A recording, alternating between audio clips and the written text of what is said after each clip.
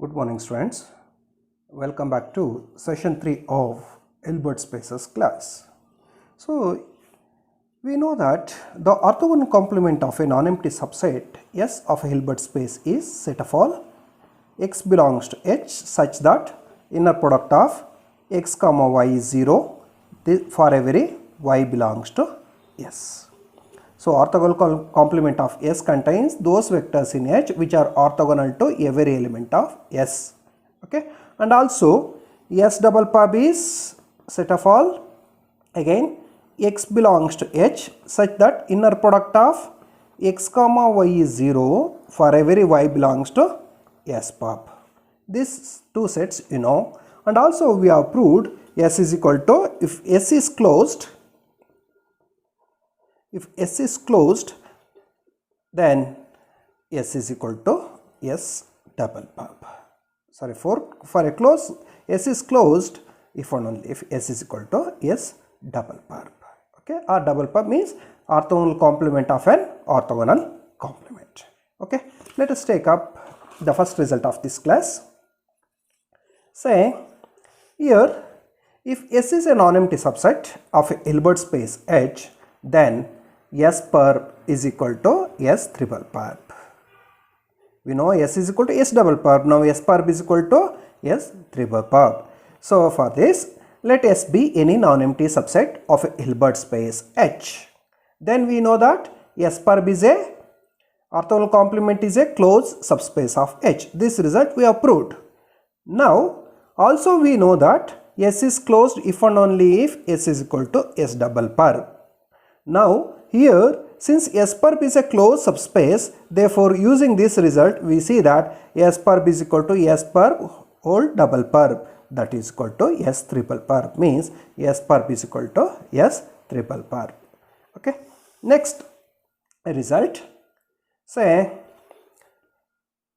if S is a non-empty subset of a Hilbert space H, then show that S double perp is equal to bracket S closure. What is bracket S denotes? Bracket S denotes the set of all linear combination of elements of S. It is like span of S, okay, spanning set of S. So S double perp is equal to bracket S closure, that is S double perp is the closure of the set of all linear combination of elements of S. Okay. For this, even we know that S is always contained in S double perp, because S is equal to S double perp means A is equal to B means A is contained in B and B is contained in A. So therefore we know that S is contained in S double perp. Okay, right? And S double perp is a closed subspace of H. Okay. Yes, we know that S is contained in S double perp and S double perp is a closed subspace of H. Therefore, S double perp is a closed subspace of H containing S. Okay, S double perp is a closed subspace of H containing S. But bracket S closure is the closure of a set is the smallest closed subspace of H containing S. So this is S double perp is a closed subspace of H containing S. Bracket S closure is the smallest closed subspace of H containing S. Therefore, what we must have? We must have bracket S closure is contained in S double perp. You call this as number 1. Okay. You call this as number 1. Now we have S is contained in bracket S, because S is always contained in the linear combination of elements of S. Means or S is contained in span of S. So and bracket S is contained in bracket S closure, because A is contained in A closure. Therefore S is contained in bracket S closure. This implies if A is contained in B, then B complement is contained in A complement. Okay, this you know. This implies bracket S closure complement is contained in S complement. Okay, this implies what? Yes, again applying the orthogonal complement for this, we get S perp whole perp is contained in bracket S closure whole double perp. Okay. Now look here. Say this implies what? Bracket S. This is nothing but bracket S double closure is contained in bracket S closure double perp. You call this as number 2. Now bracket S closure is a closed subspace of H. Therefore, if it is a closed subspace of H, what will happen if S is closed? S is equal to S double perp. So since bracket S closure is a closed subspace of H, we have bracket S is equal to bracket S closure whole double perp. Okay. Therefore, from 2 what will happen? S double perp is contained in. So instead of bracket S closure double perp, I can take bracket S closure. Call this as number 3. Now 1 says bracket S closure is contained in S double perp, and 3 says the S double perp is contained in bracket S closure. Therefore, from 1 and 3 we can declare that S double perp is equal to bracket S closure. That means orthogonal complement of an orthogonal complement of S is the closure of the set of all linear combination of elements of S. This is the required result. Okay. Next, you take another result. Suppose S is any non-empty subset of a Hilbert space H. Then the set of bracket S of all linear combination of vectors in S, this one, is dense in H if and only if S perp contains 0. Only 0. What dense means? What? The elements of the set are very thick.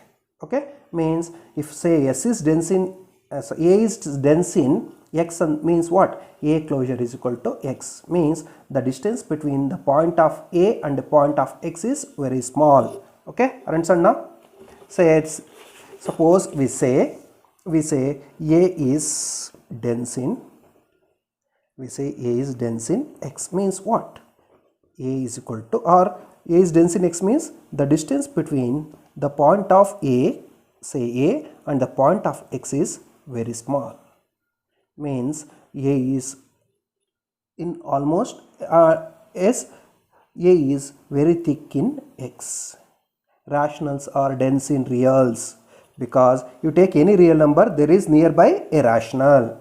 Therefore, rationals are dense in reals. In fact, rationals are very dense in reals. We say A is very dense if A closure is equal to what? We say A is very dense if A closure is equal to X. Rationals are very dense in reals. Or in other words, some set is dense in X means the distance between the element of that set and the element of the bigger set is very small. Okay, understand now? Yes.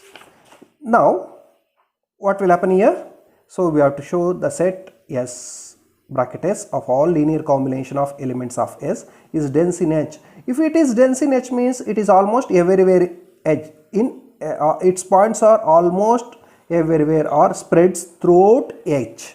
Then what about orthogonal complement? It implies that orthogonal complement must contain only 0 vector. This is the, usually you will understand this by intuition itself. So let us prove mathematically. Suppose bracket S is dense in H. Now bracket S is dense in H means bracket S closure is equal to H. Okay. First we will show that if X is orthogonal to bracket S, then X is orthogonal to bracket S closure. Okay. First we show if X is orthogonal to A, imply X is orthogonal to A bar. Okay. For this, let Z be any limit point of bracket S closure. Where this limit point will be? It is in the bracket S closure. Okay, let Z be any limit point of bracket S closure, bracket S. Then by definition of a limit point, what will happen? There exists a sequence, say Zn of points of bracket S such that Zn converges to Z. Now Zn, there exists a point Zn of points of S means each Zn belongs to where? Bracket S. Now each Zn belongs to bracket S means what will happen? Therefore we have assumed that X is orthogonal to S. X is orthogonal to S means X is orthogonal to each of the vectors Zn, because these Zn's belongs to bracket S for every n. This implies what? Inner product of X comma Zn is 0 for every n. You apply a limit for this. This implies limit of X comma inner product of X comma Zn is 0 for every n. This implies inner product of X comma limit of Zn is 0 for every n. This implies what? X comma limit of Zn is Z. So this implies x comma z is 0. This implies what? X is orthogonal to z. Means thus, if we assume that z is any limit point of bracket S, okay? If we assume that z is any limit point of bracket S, and we assume that x is orthogonal to bracket S, then x is orthogonal to z, where z is a limit point of bracket S. Now z is a limit point of bracket S means what? That is x is orthogonal to bracket S closure. So thus x is orthogonal to bracket S implies x is orthogonal to bracket S closure. We use this result to prove the result that at hand. Okay. So now let's come to the proof now. Proof of the given result. Say now let x belongs to S perp. If x belongs to S perp means what? By definition x is orthogonal to S. Now if x is orthogonal to S, definitely then x is orthogonal to every vector in S. Okay, because bracket S contains set of all linear combination of elements of S. Okay, right? Therefore what will happen? Thus x belongs to S perp implies x is orthogonal to S. If x is orthogonal to S, then x is orthogonal to bracket S, linear combination of elements of S. This implies x is orthogonal to bracket S closure, because just now we have shown if x is orthogonal to S, we have shown if x is orthogonal to S, then x is orthogonal to bracket S closure. Accordingly, x is orthogonal to bracket S closure. But bracket S is dense in H, therefore bracket S closure is equal to H. This implies x is orthogonal to H.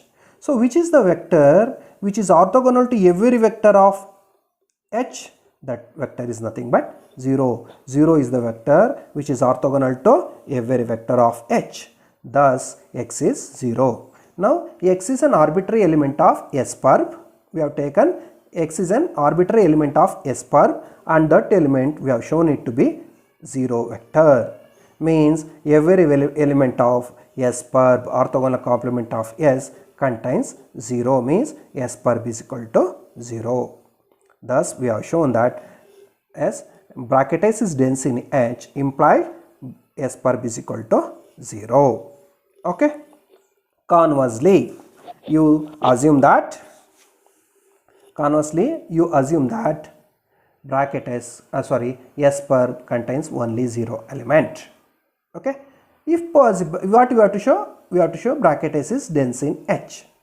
If possible, suppose bracket S is not dense in H. Not dense in H means what? Bracket S closure is not equal to H. Means bracket S will not cover H. Then what will happen? There exists some vector in H which will not in bracket S closure. That vector say x. There exists x belongs to H such that x doesn't lies in bracket S closure. Now bracket S closure is a closed subspace of H. But we know that if M is a closed linear subspace of H, then H is the direct sum of M plus M perp. Okay, we know that if M is a closed linear subspace of Hilbert space H, then H is the direct sum of M and its orthogonal complement. Therefore, here bracket S closure is a closed subspace of H. So you apply this result for bracket S closure. Then what will happen? H becomes bracket S closure plus bracket S closure complement. Thus, any x belongs to H implies how x looks. X is the sum of y plus z, where y is the element of first element bracket S closure and z is the element of bracket S closure complement. Okay. Now clearly z cannot be non-zero. Z cannot be non-zero. Sorry, z cannot be 0, because look here, if z is equal to 0, what will happen? Clearly z is not equal to 0, because if z is equal to 0, then what will happen? Z is 0 means x becomes y, x is equal to y, but y belongs to bracket S closure means x belongs to bracket S closure. But we have assumed that x doesn't lies in bracket S closure, which is a contradiction. Therefore, Z cannot be 0. Z cannot be 0 means there exists a non-zero vector in where? Bracket S closure complement, bracket S closure complement. This implies Z belongs to bracket S closure complement implies what? Z is orthogonal to bracket S closure. If Z is orthogonal to bracket S closure, then definitely Z is orthogonal to bracket S, because Z is orthogonal to A closure means what? A contains A closure is equal to A union A dash, means A dash is the set of all limit points of A. Therefore, Z is orthogonal to bracket S. Z is orthogonal to A bar means Z is orthogonal to A as well as Z is orthogonal to A dash. So, this implies Z is orthogonal to bracket S. Bracket S. That is, this implies Z is orthogonal to bracket S means what? Z belongs to bracket S closure. Z belongs to bracket S closure. This implies Z belongs to bracket S closure implies Z belongs to S perp, because look here, S is always contained in bracket S. This implies bracket S complement is contained in S complement. Therefore, what will happen? Now Z belongs to bracket S complement implies Z belongs to S complement. This implies S complement, Z is a non-zero vector. Therefore, S perp is not equal to 0. But we have assumed that S perp is equal to 0, which is a contradiction. So, which is a contradiction. Why this contradiction arises? Due to our assumption that bracket S is not dense in H. Therefore, bracket S must be dense in H, means bracket S closure is equal to H. This is the theorem. Okay. Now, let us come to this definition. Suppose X is a non-zero inner product space, then the family of all its orthonormal sets is definitely non-empty. Okay. If Z is a non-zero inner product space means what? X is non-zero. Non-zero means at least one non-zero element belongs to X. If one non-zero element definitely belongs to X means what? This vector, if you take X is equal to E by norm of E. What will happen? This becomes a unit vector and this single vector X is definitely orthonormal. Okay, orthonormal. Therefore, what will happen? If X is a non-zero inner product space, then the family of all its orthonormal sets is non-empty. Okay, this family means, look here, the family of all its orthonormal set means, suppose we have X contains the elements E1, E2, suppose X contains the elements E1, E2, etc., En and so on. Okay. Then family of all its orthonormal sets means what? 2 power of X you take. 2 power of X means set of all subsets of X. So, X is there, empty set is there, X is there. You consider E1 singleton sets, all singleton sets and all sets of the form E1, E2, E1, E2, E3, they are all in 2 power of X. That means family of all subsets of X, definitely it is, okay, definitely it is non-empty, because at least one element, as I said, one element single vector X that is got E by norm of X is there. This family clearly is a partially ordered set, because on this family we can define a partial order with respect to what is the partial order? With respect to set inclusion as partial order. Okay, set inclusion means what? So, we say thus this contained relation. Usually partial order relation is less than or equal to. So, on the family of sets, I will use the partial order as contained relation. A is contained in B. Okay, if what? B is bigger than A, right? A is contained with this as the relation. So, on the family of all sets, okay, we will define a partial order by set inclusion. This is the set inclusion. Okay. Now, an orthonormal set EI in X, an orthonormal set EI in X is said to be complete orthonormal set if it is maximal in this partial ordered set. An orthonormal set EI in X is said to be a maximal orthonormal, is said to be complete if it is maximal in this partially ordered set. Maximal in this partially ordered set means what? If S, that is, it is impossible to adjoin a vector to EI such that EI comma EI is an orthonormal set which properly contains EI. Means, see, we say EI is the set, EI is a complete orthonormal set, means it is the biggest one, biggest orthonormal set with respect to set inclusion. That means if we add single vector to this should not be the orthonormal set. Okay, it is maximal in this, partial order. That set is known as the complete orthonormal set. Complete orthonormal set means it is the maximal in this partial order relation. Okay, it is the maximal element. Okay, so now let us take up the important theorem of this class. Yes, look here. Every orthonormal set in a Hilbert space is contained in some complete orthonormal set. Okay, so we need to prove every orthonormal set in a Hilbert space is contained in some complete orthonormal set. Further, every non-zero Hilbert space contains a complete orthonormal set.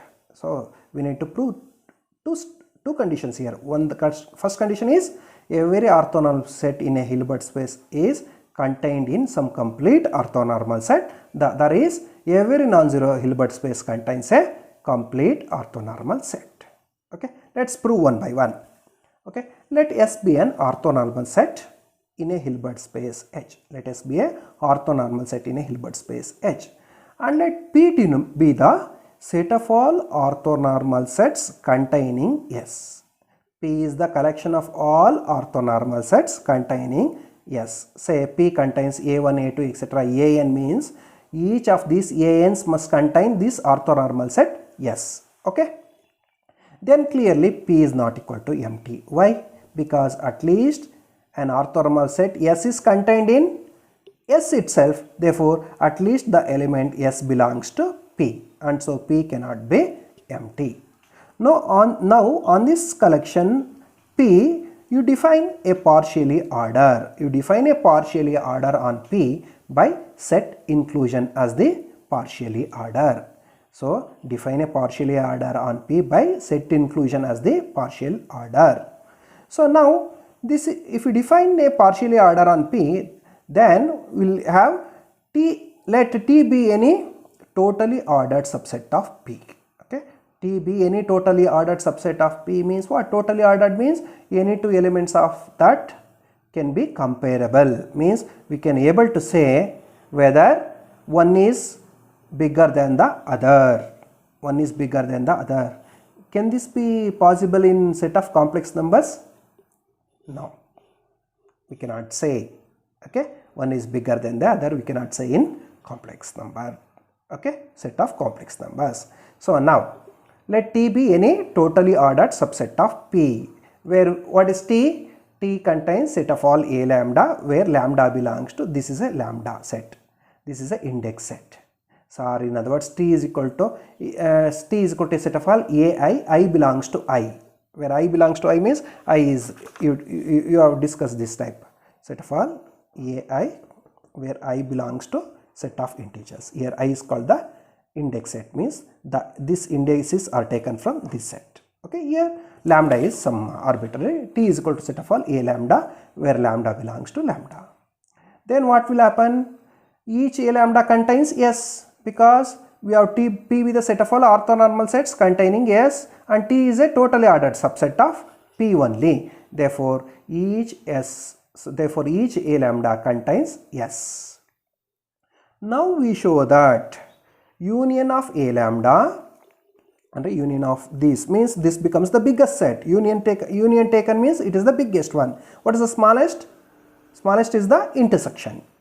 Okay, we shall show that union of A lambda, where lambda belongs to lambda, is an upper bound for T. Yes, this is an upper bound for T in P. Okay, in this set P. Okay. Now, clearly A lambda is contained in union of A lambda. This is always true. Okay, for each lambda. Now, clearly A lambda is contained in union of this one. Now we show union of A lambda, lambda belongs to P. Okay, we show union of A lambda where lambda belongs to P. Okay.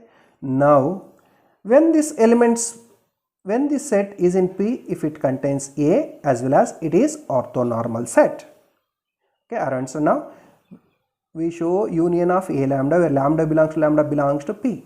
So what is the conditions for element to be in P? It must contain S, one condition, and it should be orthonormal. Now, as each set A lambda contains S, therefore the union of A lambda also contains S. So one condition holds true. So other condition is we need to show union of A lambda where lambda belongs to lambda is an orthonormal set. So it remains to show that union A lambda belongs to lambda is an orthonormal set. So how to prove some set is orthonormal set means, so we have to show it contains mutually orthogonal unit vectors. For this, I will choose a pair of vectors x comma y belongs to union of A lambda where lambda belongs to lambda where x is not equal to y. Okay. If x is not equal to y, then what will happen? Then there exists A alpha and A beta in totally ordered set T such that x belongs to A alpha and y belongs to A beta. Now T is totally ordered means what? Any two elements in T can be comparable. Comparable means one is whether we can say able to say one is contained in the other. Okay. Then what will happen? Either if there are two sets A alpha and A beta means either A alpha is contained in A beta or A beta is contained in A alpha. So as without loss of generality, you assume that A alpha is contained in A beta. If A alpha is contained in A beta, then what will happen? X and y both belongs to A beta, because x belongs to A alpha means x belongs to A beta. Already y is in A beta. Therefore, x comma y belongs to A beta. But A beta is an orthonormal set containing S. Okay. Therefore, it is an orthonormal set means x is orthogonal to y and norm of x is also 1, norm of y is 1, because orthonormal set means it contains mutually orthogonal unit vectors. Therefore, what we have shown? Therefore, union of A lambda, lambda belongs to lambda is also an orthonormal set. Okay. Therefore, union of A lambda, lambda belongs to lambda is an orthonormal set containing S. Okay. Containing S. Therefore, and each A lambda is also contained in union of A lambda, lambda belongs to lambda. Therefore, what you can say? Now, each A lambda is contained in this union. This is an orthonormal set as well as it contains S. Therefore, we can say union of A lambda, lambda belongs to lambda is an upper bound for this T.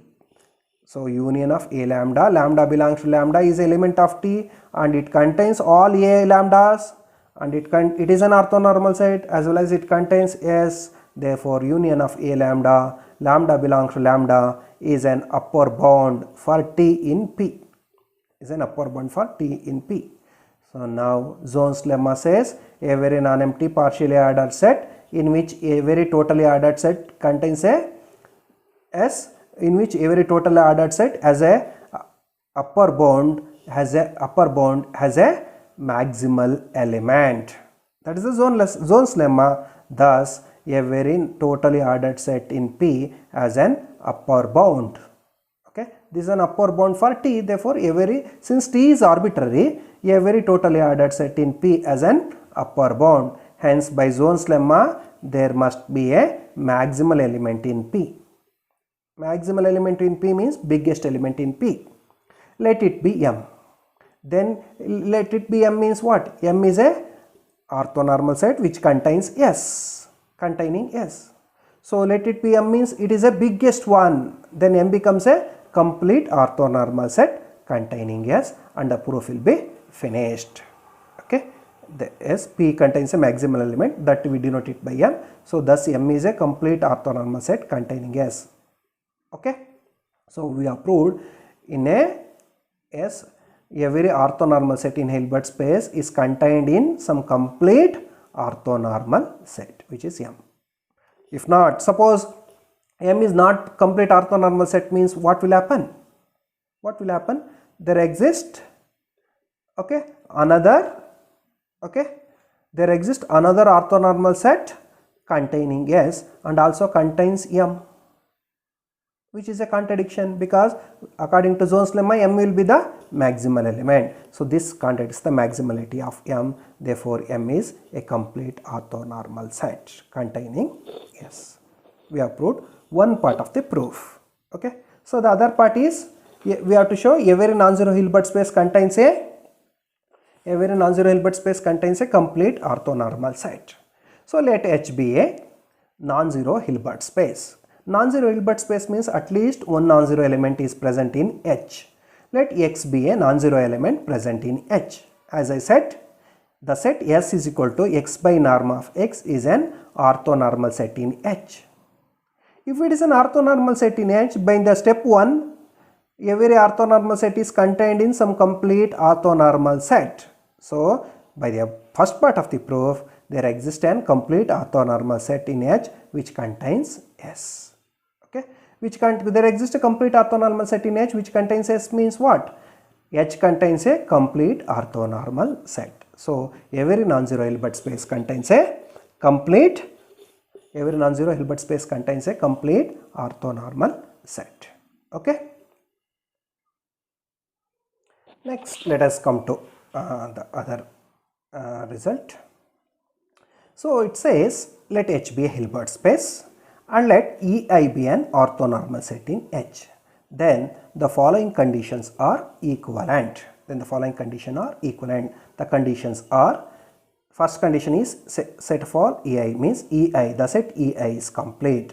Second says X is orthogonal to EI implies X itself is 0. The third condition says if X is an arbitrary vector in H, then that arbitrary vector can be written as a linear combination. X is equal to summation X comma EI into EI, means X can be written as a linear combination of EIs.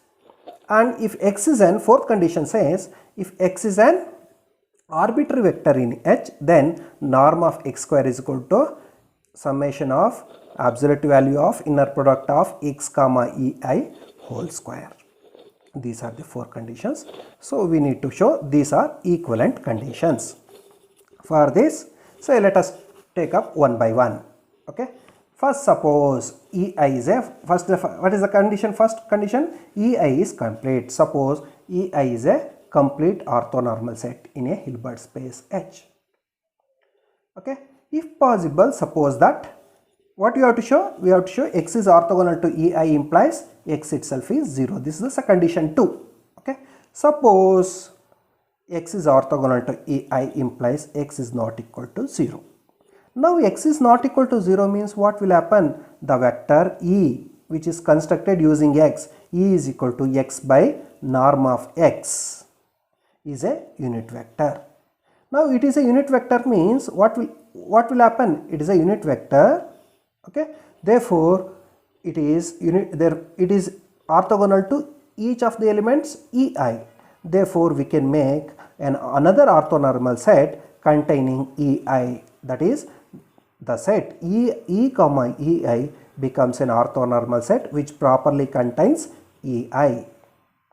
Is it possible? No, because we have assumed that EI is a complete orthonormal set in H. Okay, it is the complete means it is the biggest orthonormal set in H, but we have arrived at we have find out an orthonormal set E comma EI which properly contains EI. This contradicts the hypothesis that EI is a complete orthonormal set. Okay, why this contradiction arises? Due to our assumption that X is not equal to 0. Therefore X should be 0. That is, if X is orthogonal to EI, imply X must be the 0 vector. Okay, so 1 implies 2. Next one, 2 implies 3. Let us take up 2. Okay. Now, suppose, what is the second condition? Suppose x is orthogonal to ai implies x itself is 0. Okay. Now, we know that we have proved this result. We know that if ei is an orthonormal set in a Hilbert space H, okay, if ei is an orthonormal set in a Hilbert space H, and if x is any arbitrary vector in H, then x minus summation x comma ei into ei is orthogonal to ej for every j. This result been proved while proving Bessel's inequality, right? So therefore, by the above result, what will happen? X minus, since ei is an orthonormal set here, what will happen? By the above result, x minus summation x comma ei into ei is orthogonal to ei. Now this is a vector, total x minus summation x comma ei into ei, this is totally a one vector. So that vector is orthogonal to ei. But what we have assumed? We have assumed that x is orthogonal to some set having orthonormal vector implies x itself is 0. According to that convention, what will happen? X minus summation x comma ei into ei must be equal to 0. This implies what? X is equal to summation x comma ei into ei. That is, x is the linear combination of elements ei. Okay. Next is 3 implies 4. So suppose x is the linear combination of the elements ei. That is, x can be written as summation x comma ei into ei. Now let us consider the norm of x whole square. By definition of norm of x square, this is inner product of x comma x. So you write the value of x here. X is summation over I x comma ei into ei, and summation over j x comma ej into ej, because to distinct from the first x and the second x, I use just the index change. Okay, I have changed the index. Okay, so this is equal to summation over I, summation over j. First one is, this is like alpha, x comma ei taken out, x comma ej beta on the right, so it comes out with beta bar, x comma ej bar into the remaining term is inner product of ei comma ej. But you know that inner product of ei comma ej is 0 if I is not equal to j, 1 if I is equal to j, because it is an orthonormal set, or ei's are orthonormal. So this implies what? Summation over I x comma ei into x comma ei. Okay, this implies what? Summation over I absolute value of x comma ei, inner product of x comma ei whole square. That is the required thing. Okay, thus we have 3 implies 4. Okay, 4 implies 1. Now finally 4 implies 1. Suppose 4 holds. 4 holds means x norm of x square is equal to summation over I absolute value of inner product of x comma ei whole square. What we have to show? We have to show that the set ei is complete. If possible, suppose that ei is not complete. ei is not complete implies what? There is another complete or another orthonormal set which contains ei properly. So I will take the set ei comma ei as an orthonormal set which properly contains ei. Then by hypothesis, this is an orthonormal set means, what?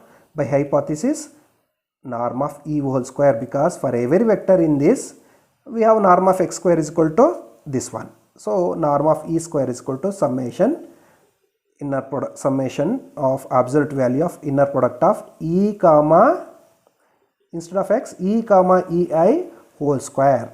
But e comma ei is an orthonormal set means e comma ei is 0, therefore the total sum is 0. This implies norm of e is equal to 0. Norm of e is equal to 0 means e is equal to 0, which is a contradiction, because ei comma e is an orthonormal set means what? E is a unit vector.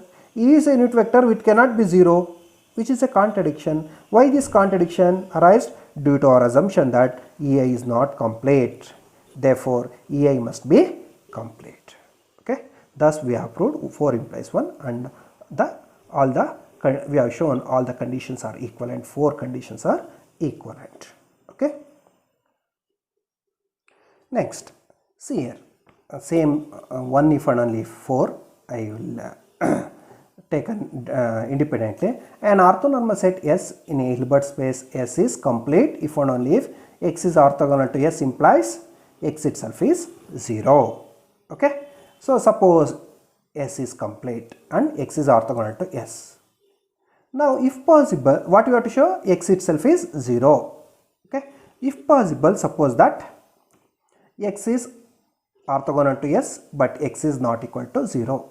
If X is not equal to 0 means the vector E is equal to X by norm of vector is a unit vector such that E is orthogonal to S, because X is orthogonal to S means E is also orthogonal to S. Now E is a unit vector that is orthogonal to S means the set E comma S becomes a orthonormal set. Okay, E comma S becomes a orthonormal set which properly contains S, but this is a contradiction, because we have assumed that S is complete means S is the largest orthonormal set in H, so which is a contradiction. Therefore X is orthogonal to S implies X must be 0. Okay, X must be 0. Conversely, so what is the converse part? Conversely, suppose that X is orthogonal to S imply X itself is 0. We have to show S is complete. Again, suppose that S is not complete. If possible, suppose that S is not complete. S is not complete means there exists an orthonormal set E comma S which properly contains the orthonormal set S. Then what will happen? E comma S is an orthonormal set implies what? E is orthogonal to S. E is orthogonal to S. But by assumption, what we have assumed? X is orthogonal to S implies X itself is 0. According to that convention, since E comma S is an orthonormal set means E is orthogonal to S. Then by assumption E must be 0, which is a contradiction, because E cannot be 0 because E comma S is an orthonormal set. Therefore this is a contradiction arise due to our assumption that S is not complete. S is not complete. Therefore S must be complete. Okay, this is the small result. Now let us take up one example based on the above discussion. Show that in a Hilbert space L to N, because L to N only becomes the Hilbert space, LP cannot become the Hilbert space because it is not an inner product space. Okay, so now in a Hilbert space L to N, show that the set E1, E2, comma En, where Ei is the n tuple with 1 in the ith place and zeros elsewhere, and zeros elsewhere is a complete orthonormal set. We have to show in a Hilbert space L to N the sets Ei's where Ei's are 1 in the ith place and zeros elsewhere is a complete orthonormal set. Okay. So what is they were given? S is E1, E2, etc. En, where E1 is what? 1 in the ith place means 1 in the first place and zeros elsewhere. E2 is 1 in the second place and zeros elsewhere. Likewise, En is 1 in the nth place and zeros elsewhere. Let X be any element of L to N. Let X is equal to n tuple of elements x1, x2, etc. xn belongs to L to N. Then norm of X you know how to define in L to N. Norm of X is summation I is equal to 1 to N xi square power of 1 over 2. Also if Y belongs to L to N, then Y looks y1, y2, etc. yn, it is an n tuple, and inner product of xy is summation I is equal to 1 to N xi into yi bar. This is the inner product in L to N. This you know. Now clearly, as the elements we have taken, norm of E becomes, norm of Ei becomes 1 for each I, because norm of E1 is what? Norm of E1 is, okay, norm of E1 is what? So summation I is equal to 1 to N. So you make a sum 1 plus 0, 0 and so on, whole square power of 1 by 2. So 1. Norm of E2 also becomes 1. Likewise, norm of Ei is 1 for each I. And also from the constructed elements, you can see that inner product of E1 comma E2 is what? Inner product of E1 comma E2 is, what is that? This is 1 into 0 plus 0 into 1 plus 0 into 0 and so on. So what it gives? Ei comma Ej is 0 for each I is not equal to j. Okay. Now therefore what you can say, S is an orthonormal set. S containing EIs is an orthonormal set. Because if you want to show, say this is how EI comma, how E1 comma E2 is 0. Let's show this. So E1 is what? 1 0 0 etc. and so on. E2 is what? 0 1 0 etc. 0. Now inner product of E1 comma E2 is what? Summation. So this is 1 into 0, this into this one, this is x1 into y1 bar plus x2 is 0 into y2 bar. y2 bar is 1, 1 bar is 1, means 0 into 1 plus x3 is 0, y3 bar is 0 into 0. So likewise all zeros means 1 into 0 is 0 plus 0 into 1 is 0 plus 0 and so on. Zeros means 0. Inner product of E1 comma E2 is 0. Likewise inner product of E1 comma E3, E2 comma E3, they are all zeros. Other words, inner product of EI comma EJ is 0 for each I is not equal to j.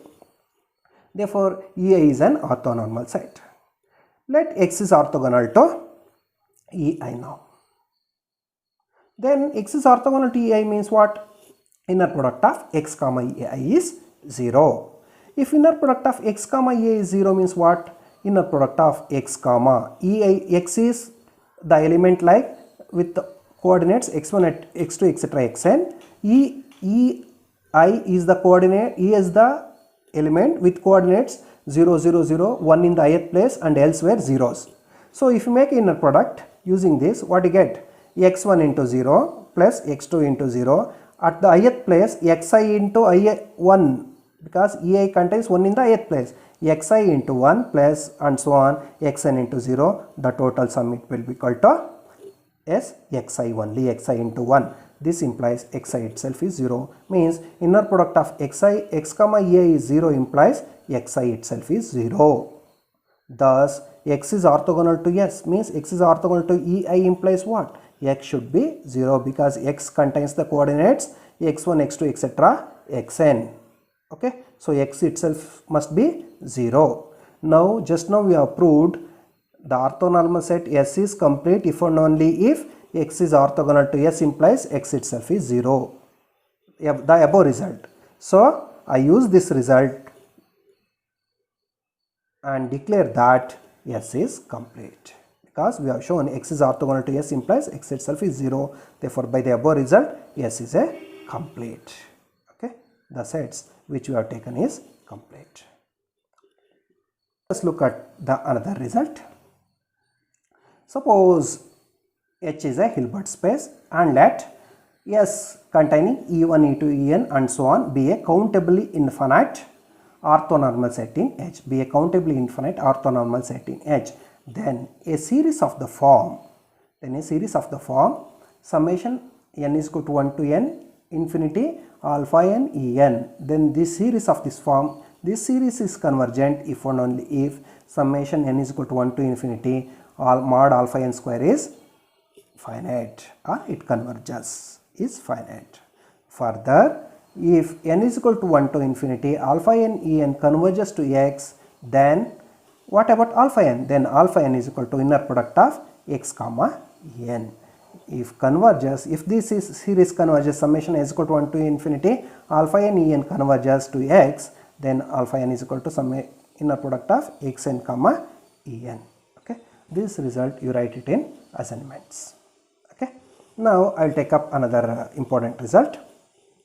So this theorem says a Hilbert space H is finite dimensional if and only if a very complete orthonormal set is a basis. Okay, a Hilbert space is a finite dimensional if and only if a very complete orthonormal set is a basis. Okay, let H be, H is finite dimension means let dimension of H be n. If dimension of H is n means there are n number of basis elements for H. So I take an S is equal to set of all EI be a complete orthonormal set in H, and we have taken dimension of H is n, and we have taken the set Si is a complete orthonormal set in H. We show S is a basis for H. That is the one part. Okay, we have to assume that H is finite dimensional. We have to show every complete orthonormal set is a basis. So S is a complete orthonormal set. We need to show S is a basis for H. Now S is an complete orthonormal set means it is an orthonormal set. Now we know that every orthonormal set is linearly independent. Therefore S is orthonormal set means S is linearly independent. Now S is linearly independent, and since H is finite, because we have assumed Hilbert's dimension of Hilbert space is finite. Now as H is finite, S also finite, because S is contained in H, therefore S is also finite. Now let X belongs to H be arbitrary. Now let X belongs to H be arbitrary. Since EI is a complete orthonormal set in H, since EI is a complete orthonormal set, then X can be written as summation EI belongs to S, X comma EI into EI. This follows from the conditions, 4 conditions, equivalent conditions I have given. So according to that condition, X can be written as summation EI belongs to S, X comma EI into EI, third condition. Okay. Thus EI, now X belongs to H is arbitrary, and X can be written as linear. These are scalars like alpha i's, alpha I into EI. So X been written as a linear combination of EI's means what? The sets EI's spans H. Also EI's are linearly independent because they are orthonormal. So now they spans H and also they are linearly independent means they form a basis for H. They form a basis for H. So if H is a finite dimensional Hilbert space, then a very complete orthonormal set is a basis for H. So one part of the proof we have proved. Conversely, you take you assume that a very complete orthonormal set is a very complete orthonormal set in a Hilbert space is a basis for H. A very complete orthonormal set in a Hilbert space is a basis for H. What you have to show? We have to show H is finite dimensional. Okay. Now let S be a complete orthonormal set. ONS means complete orthonormal set in H. Then by assumption S is a basis for H. Now S is a basis for H means when S is finite dimensional, H is finite dimensional if and only if it has a finite basis. Now S is a basis by assumption. Now to show H is finite, we have to show S is finite. Okay, to show H is finite, we will show S is finite. So let us show S is finite. On the contrary, assume that S is infinite. Then what will happen? And let E1, E2, En and so on be a dunumerable sequence of disjoint points of S. Okay, suppose S is infinite and let E1, E2, etc. En be a dunumerable sequence of disjoint points of S. Okay, consider the series summation n is equal to 1 to infinity 1 by n square into En. Now it is like summation n is equal to infinity f of x into f into g. Okay, now the series summation n is equal to 1 to infinity 1 by n square is convergent. You know this. Now this is convergent means the total this series must be convergent. That you have studied this result in the series sequence and series class in analysis. Okay, so therefore you can declare that summation n is equal to 1 to infinity 1 by n square into En is also convergent because this series is convergent. So it is convergent means, so it converges to some vector say x in H. It converges to some vector say x in H. Now S is a basis for H means what? Every element can be written as a linear combination of basis elements. Therefore this x I written by alpha 1 E1, alpha 2 E2, etc. alpha n En. Okay, I written x as a linear combination of finite elements of S. Okay, where each EI belongs to S and alpha 1, alpha 2, etc. alpha n are scalars. Next, since S contains infinite number of basis elements, so let J be any positive integer distinct from 1 to n. Let j be any positive integer distinct from 1 to n. And you consider the inner product of x comma ej.